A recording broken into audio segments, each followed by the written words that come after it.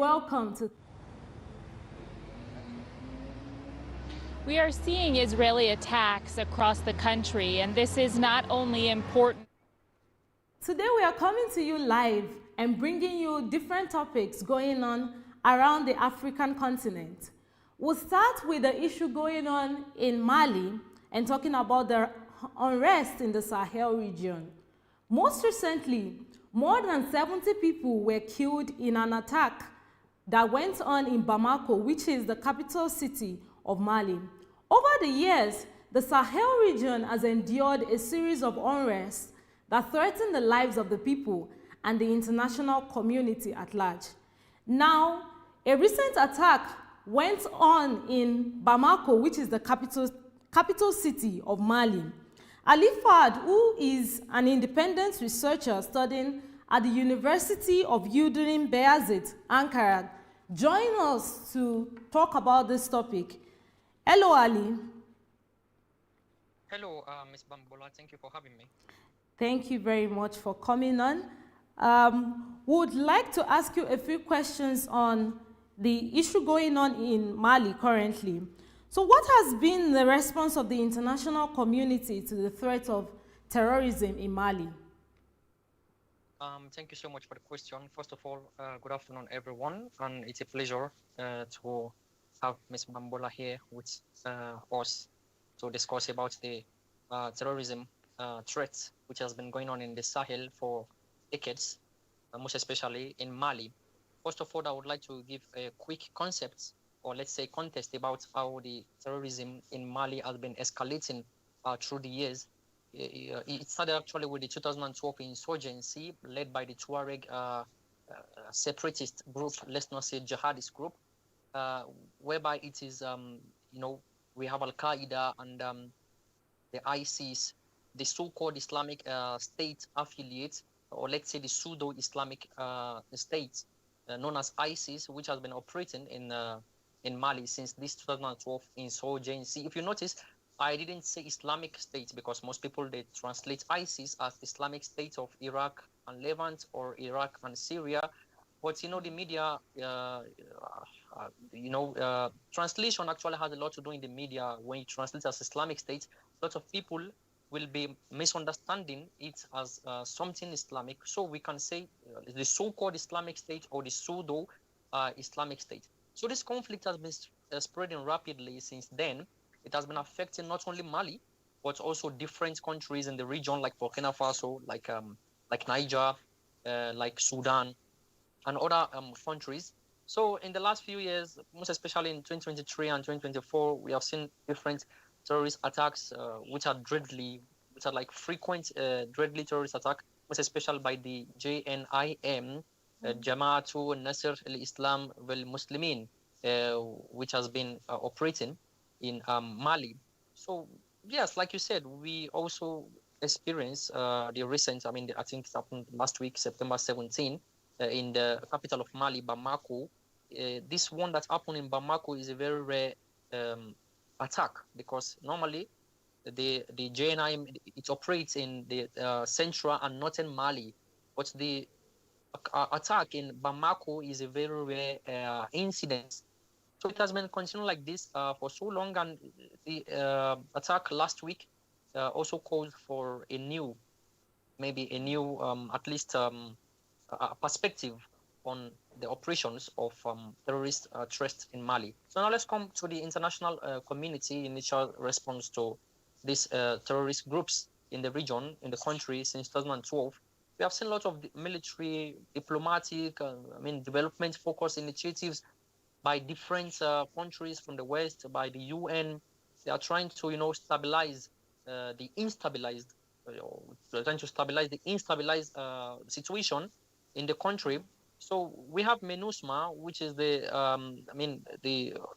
organization, or the development, the organization developed by UN to maybe provide development aids to Mali. Actually, but unfortunately, in 2023, MINUSMA also withdrew itself from Mali, like we know. We also have different countries like in the West, like France and other European countries, but currently I think they're withdrawn from Mali in request of the junta rule in Mali. So since we don't have France in Mali again, and also we don't have the UN currently in Mali again, so we can see that a new intrusion or a new interference has been in by the Russian Wagner group. So they are the one currently in Mali operating to counter terrorism. But I mean, the last week terrorism that has happened is also creating, I mean, a new question in the mind that's how effective is this Russian Wagner group gonna be in the region. So with that, I think since little by little, I think Africans are, I mean, the Malians, most especially, they're trying to push away all foreign all foreign hands from their country. Now they are actually trying to bring in African ownership of security responses. So I think Mali didn't only seek response from Russia. Other African countries, other African organizations, also like ECOWAS and AU, African Union, they're also trying their best also to, join hands together to work and try to organize some counterterrorism activities in the country. But like literally, despite all these interference, we still have some challenges going on in the region. Despite all these efforts, we can see that I think these interference are all going in the wrong places because people interfering from outside, they are not seeing the internal problems. So I think the only thing that I think can be done in this is to address the root causes of terrorism, such as maybe poverty, I mean, weak governance, and also like ethnic tensions. All these things are it continues to fuel recruitment into the extremist group. So when we don't look at these things, I think it's going to be really hard to counter terrorism in the country. Thank you. All right, Ali, thank you. Just with the last statement you made, we are talking about how Malians as a group have been reacting to this. I just want to know, how has it been affecting the people at the grassroots? How has it been affecting the people at the grassroots? That's a very good question. Yeah, of course, terrorism is going to cause, devastating situations for the people. Not only the people that the terrorists are attacking, but also the local people, the innocent people who are just looking for their livelihood. So it has really affected their daily life, a lot of, displacement, a lot of disrupted livelihood, limited access to essential services like education and healthcare. We have constant threats from terrorist groups all around. Farmers can't work because they're afraid to work because of the herders. I mean, the herders coming to attack them, taking their livestock and so on. So markets are unsafe and basic infrastructure, the government infrastructure, everything are in despair already. So because of this, we have a lot of humanitarian crisis, which is resulting to almost 8 million people seeking urgent assistance, whereas we don't have the UN already in this region again. So they are seeking urgent assistance, and also it is also causing, different problems like migration and so on, causing different burden for neighborhood African countries. Thank you, Ali. Finally, what does this show or tell about our broader African security, especially in the global community? What does this say about us, like this current Mali situation? Actually, this current Mali situation, if I may say, it is not only about Africa or not only about Sahel region. This situation is rapidly growing over the past decade, and it's turning into a major threat, not just for Africa, but for all the world. So it's actually a global security, not just a regional security. So this issue in Mali is affecting other Sahel regions or other countries like Niger, like Burkina Faso, like other countries that are instabilized already. We know, okay, they're also having their own internal problems. But what we should understand is that this is going to result in a weakened governance. And this weakened governance is going to resort to military coups like we have seen also in other countries like Sudan, like Guinea, like other countries in Sahel region. It's causing political instability. So, and this is going to cause violence and chaos. Also, this problem is going to cause humanitarian crisis, like we know. So we have international community causing humanitarian crisis, like I said earlier, refugees going to other countries, you know, causing burden for other surrounding countries and other countries. It's going to cause also a threat to other African coastal states. For example, the countries in the coastal states like Senegal, like Ivory Coast, like Ivory Coast, yeah, and also like Gambia. I think also we have countries like Ghana. All those countries we think maybe they are seen like maybe relatively stable, but with the current risk of attacks, the expansion can also threaten the security of this country that we think maybe they are stable. So this is going to disrupt trade routes. It's going to disrupt investments. It's going to affect all those countries economically if a joint counterterrorism formation is not done in the region. And lastly, it's also going to cause an international security problem. So we already have the Al-Qaeda, ISIS, and so operating internationally. So if it continues like this, it's also going to cause different. It's going to make Mali a safe haven for extremists, for terrorists. So, and it's really going to cause more problems for the country and the region. So I think that is exactly what I think about the last question you asked. Thank you so much. Thank you very much, thank you very much, Ali, for your time and your knowledge. We hope to have you again on the channel. It's my pleasure. Thank you so much for having me. Now we move to Tanzania, where the opposition leader Tundu Lissu was arrested on Monday as authorities sought to prevent a mass protest organized by his party, Chadema, in Dar es Salaam. Chadema is the major opposition group in Tanzania.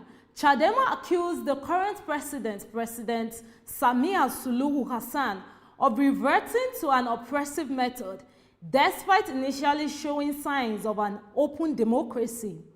It should be recorded that Lissu, a long-time opposition figure, who survived an assassination in 2017, returned to Tanzania in 2023 after the ban on opposition rallies was lifted. Still, he was arrested in August during another protest. He wrote on his X page that 3 police vehicles full of officers in riot gears were outside his house. The leaders of Chadema were arrested on Monday, and further arrests were made on the streets of Magomeni area of the capital, Dar es Salaam, where protesters were gathering for a rally against alleged killings and abduction of government critics. This crackdown further extends fear of renewed political repression in the country ahead of upcoming local elections and next year's national vote. The Dar es Salaam chief had warned that the planned rally would breach the peace and his officers would be on ground to prevent it. Chadema accuses security forces of being behind the disappearance of several members of the group and killing a senior party official whom authorities have said was doused with acid and beaten to death last month. In Nigeria, the country struggles with a constant rise in the rate of criminal activities, from armed robbery to illegal raiding, kidnapping, and physical violence. Many Nigerians are too scared to even travel within the country. They are scared to leave their homes from one state to another for the fear of being kidnapped and being killed. An urgent and effective response to this is crucial. This is why we'll be discussing with Mr. Siddiq Oyelami, who is a PhD researcher at LGS University. He speaks to us about the current situation in northern Nigeria. Hello, Mr. Siddiq. You're welcome. Thank you, Mercy. Good afternoon. Good afternoon. Thank you for having me on the program. You're very welcome. So the history of banditry in Nigeria is a very long one. Can you give us an overview of the current banditry situation especially in northern Nigeria? Well, as you know, like you said, the history of banditry is very long when it comes to northern Nigeria.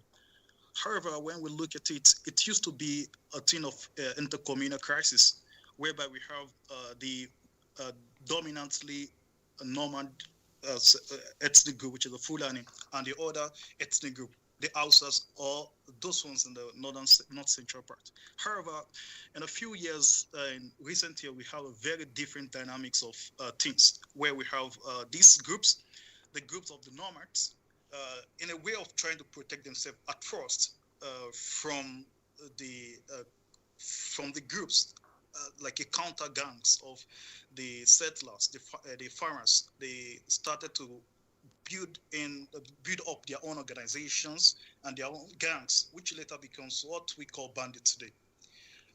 It used to be a thing of cattle rustling. They steal from these people. Sometimes they raid their villages. However, today we have a very different thing, which is the issue of kidnapping, which has become a very serious problem in the national security discourse, especially when we look at the fact that we have very strong organizations, very strong gangs of these ex-nomads who now control some villages. In fact, in some cases, some local governments, that is some districts in the northern part of Nigeria, especially in Zamfara and Sokoto state. The worst that I've seen so far is the fact that many of these groups, like that of Dogo Gide and that of Bello Tuji, which are they should have more than 1,000 followers who are armed, by the way. They are trying to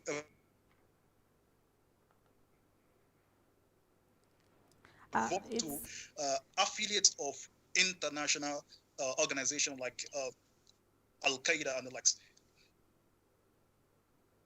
And since what is observable is the fact that they get their ammunition from these groups. Since 2021, where the leader of the terrorist group Boko Haram died, Shekau, we saw the transit of many of his followers from the northeast to the northwest, joining these organizations, and these organizations, that is the gangs, the bandit groups, banking on the support of the former Boko Haram leaders to raise money and use the strategy to buy ammunitions. And that's why we can see in Nigeria where we have a lot of kidnapping, especially in the style that we used to know with Boko Haram. Thank you. Oh, thank you very much. You just talked about the Boko Haram issue, which is one that has been ravaging the country, and it's almost unending. We see that they've been kidnapping students from schools, ridding most children of the rights to education. So I just want to ask, with Nigeria resuming school, with most students resuming school, especially in the month of October, how has this insecurity affected education in the country? Thank you. I think many of the schools in the country resumed last week. And so far, we don't have any case of schools not resuming in any part of the country. I think naturally, the students or the parents who want education for their works are very resilient when it comes to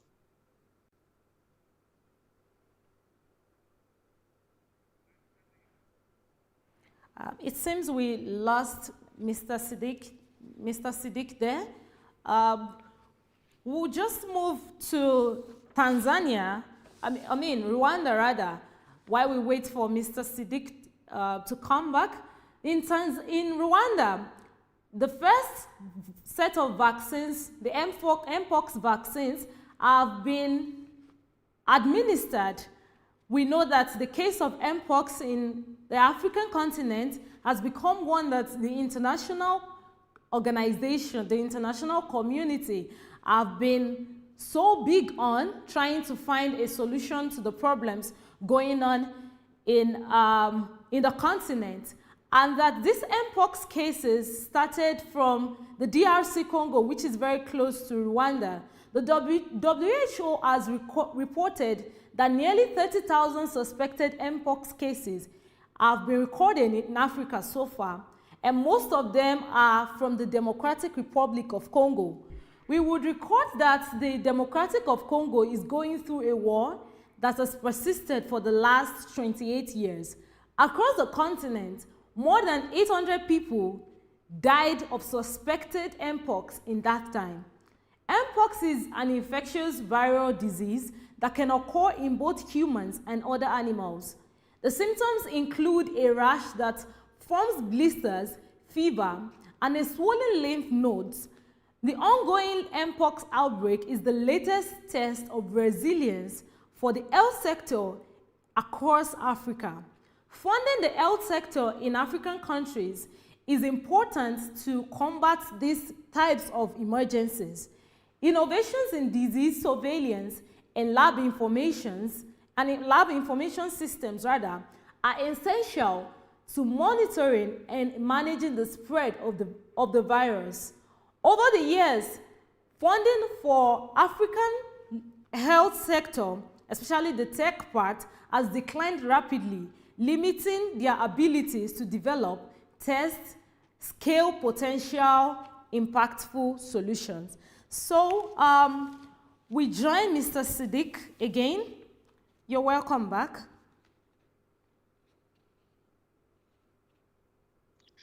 Thank you.